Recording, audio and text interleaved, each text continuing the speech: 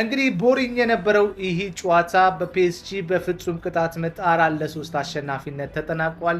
አርሰናሎች ቀዳሚ የምታደርጋቸውን ጎል በ6ኛው ደቂቃ በኬይ ሃቨርትዝ አስቆጥረው እስከ 65ኛው ደቂቃ ድረስ 1-0 ሲመሩ ቆይቶ ነበር።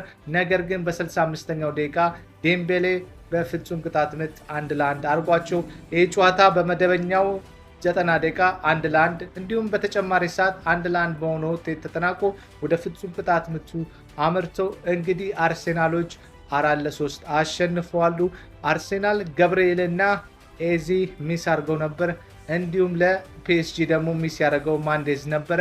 ነገር ግን በዚህ ጨዋታ አርሰናሎች የዲፌንሲቭ ማስተር ክላሳቸውን ያሳዩበት ምርጥ ብቃታቸውን ያሳዩበት ብቃታቸውን ስል ደግሞ በዲፌንሲቭ ነው።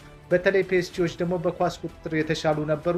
ነገር ግን አርሰናሎች እነ ዱዌን እነ ዴምቤሌን እነ ካቫስኬሊያን የፒኤስጂ ምርጥ ተጫዋቾችን ቀጥ አድርገው የሚያስችሉ ነበር። በዚህም ጨዋታ አርሰናሎች ኤሊጎሬ ማግኘት ነበረባቸው። ነገር ግን አልተሰጣቸውም። ጨዋታውም በ4-3 በፒኤስጂ አሸናፊነት ተጠናቆ ለሁለተኛ ዓመት ተከታታይ ፒኤስጂዎች ዋንጫ ባለቤት ሆነዋል ማለት ነው። ስለዚህ ሰላም ሰላም ሰላም ሰላም ሰላም ሰላም ሰላም ሰላም ሰላም ሰላም ሰላም ሰላም።